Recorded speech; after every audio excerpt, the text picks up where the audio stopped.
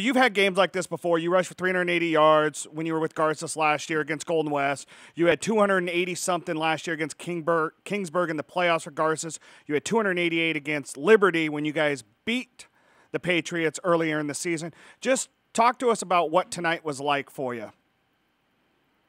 I think it was just good for our team. We played well tonight. So I don't really look at it as an individual standpoint, but as a team standpoint, I think we played pretty well.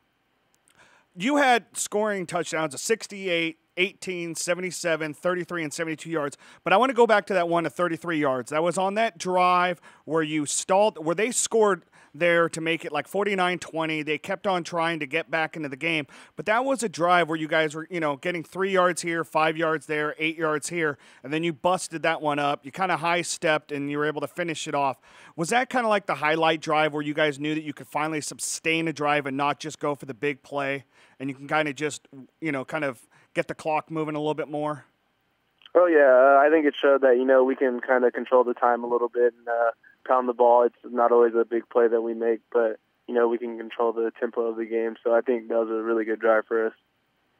And then Coach Manning talked about, I asked him, I said, I don't think you guys had a game within 29 points all through league after you guys had that dogfight loss to Bakersfield 28-20 at home. But he said that you guys didn't have any laps. You guys had that week off at the start of the playoffs. How was the preparation going into this week against Tulare Union? You knew that you were going up against another high-quality running back in Harris for Tulare Union who had over 2,500 yards and 30 touchdowns and 11 games coming in, but your defensive line held him to 44 yards. How was the preparation in the last week for you guys, the last 2 weeks really since the end of the regular season?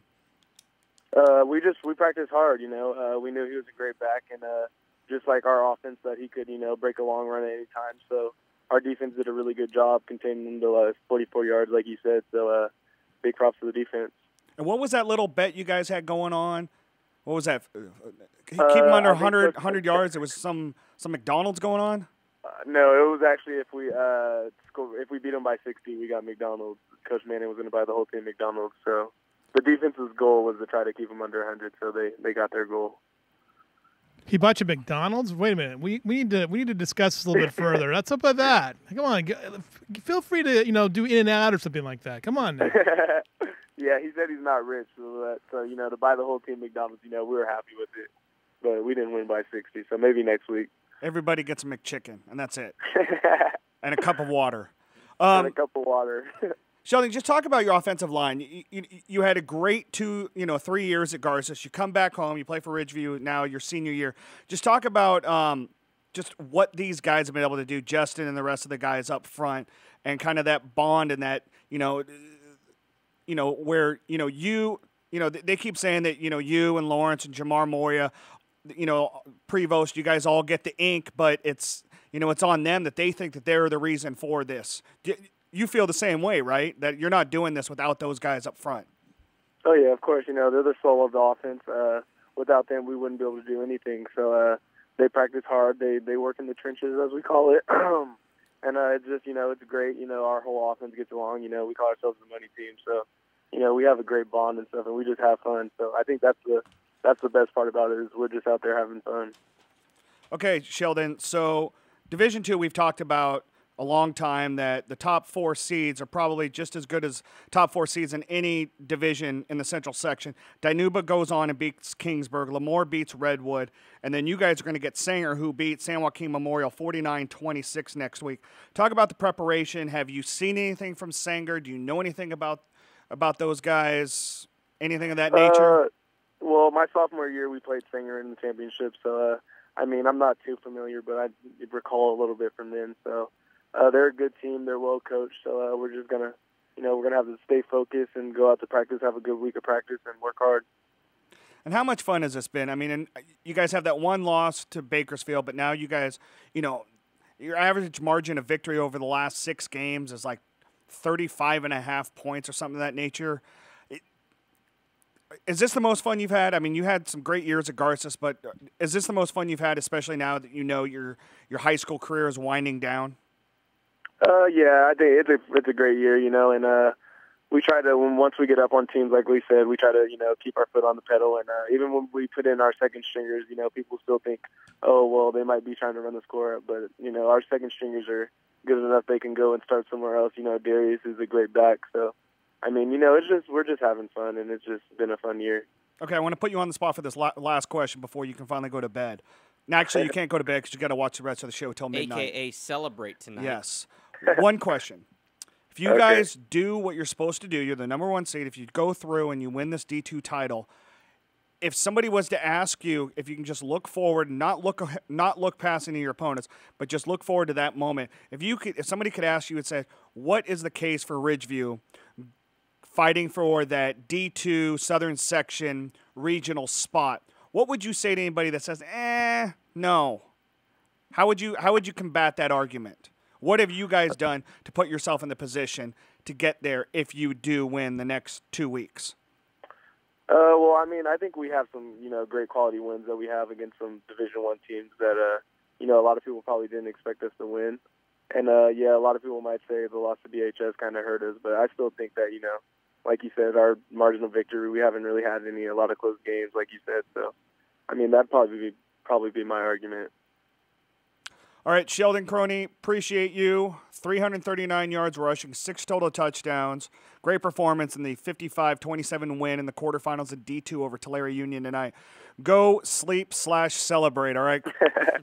All right, thank you for having me on the show. Yep, thanks, Sheldon. All right, thank you, Sheldon. Thanks for joining us. Lewis, you want to run through a few scores here? We'll catch everybody up on tonight's games in all divisions. Now that I got rid of Trevor, yes, we'll do that. I'm over here. I'm still here, darn it. I'm directing this show tonight. Let's get right to it, by the way.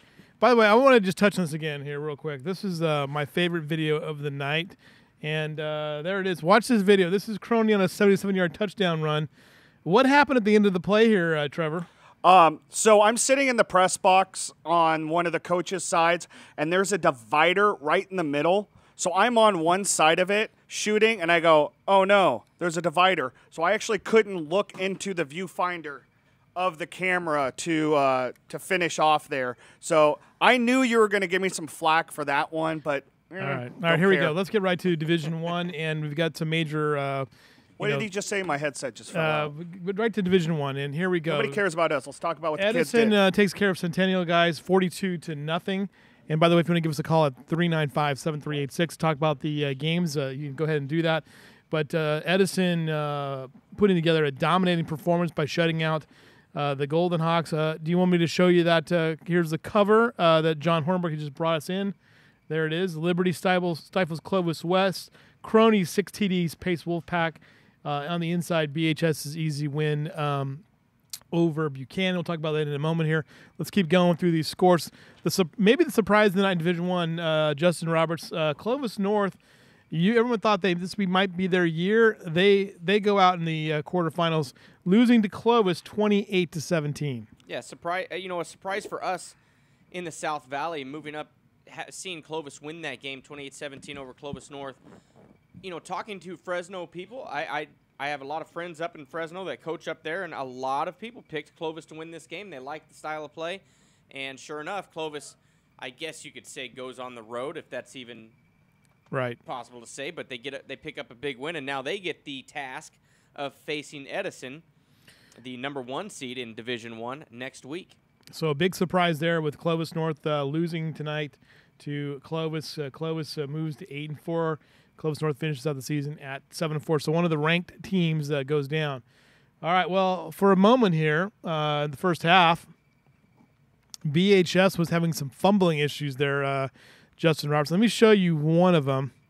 Lewis, this isn't the first time they've had fumbling issues. This is a team that any time that they like to run that option and put the ball in the air in that option pitch, they have had a tough time securing it all year long, but they're still able to come out with a win, 49-17 at home against the number 11 seed Buchanan, who upset Bullard last week. Let me go and show you. This was early on, and I tell you that this offense sometimes makes you crazy. But here is one of the plays here, and it kind of develops a little bit.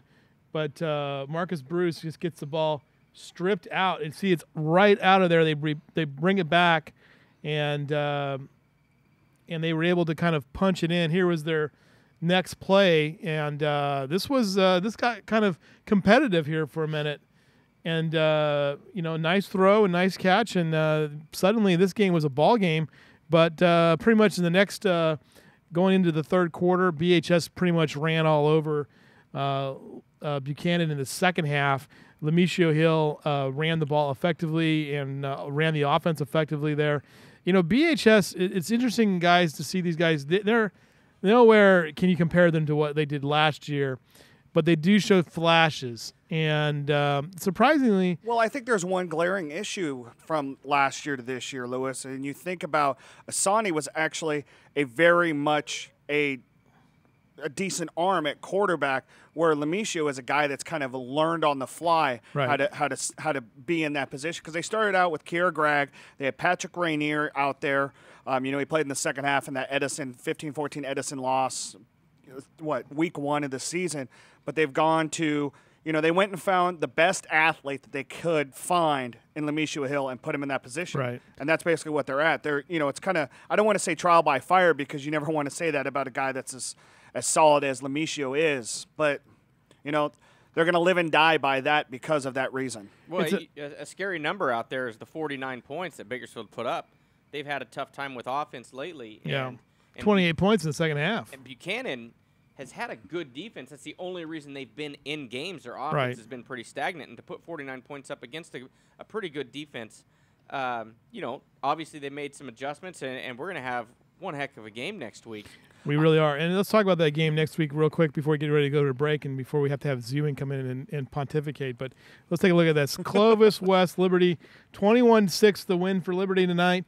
They move out to 9-2 on the year. Clovis West finishes at 6-6, so it sets up the showdown. Hey, Friday night between Liberty and BHS. Tentatively, I'm going to say that tentatively, because I'm sure everybody in the current high school district is probably thinking, maybe we should play this at Memorial. But right now at Liberty, what do you guys think about this game?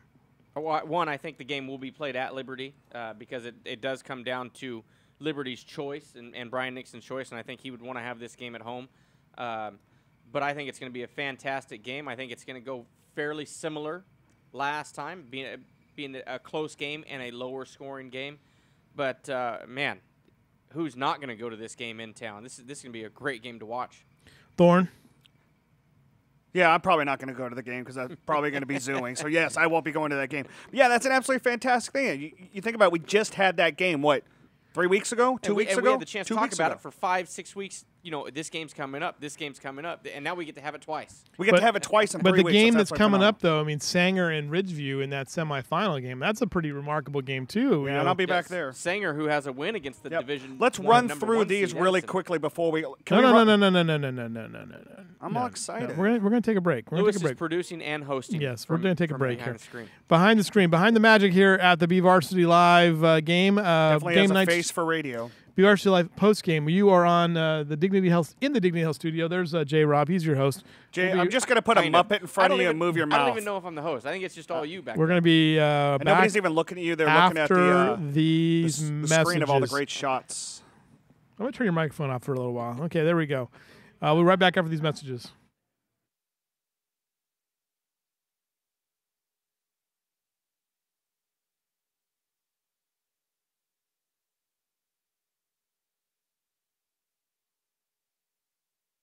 Don't get up at the crack of dawn for the best savings of the season.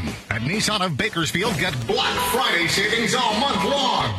The Nissan Altima is lighter, faster, and stronger, and it's just $17,999. The Nissan Versa Note has more style, technology, and room for only $30.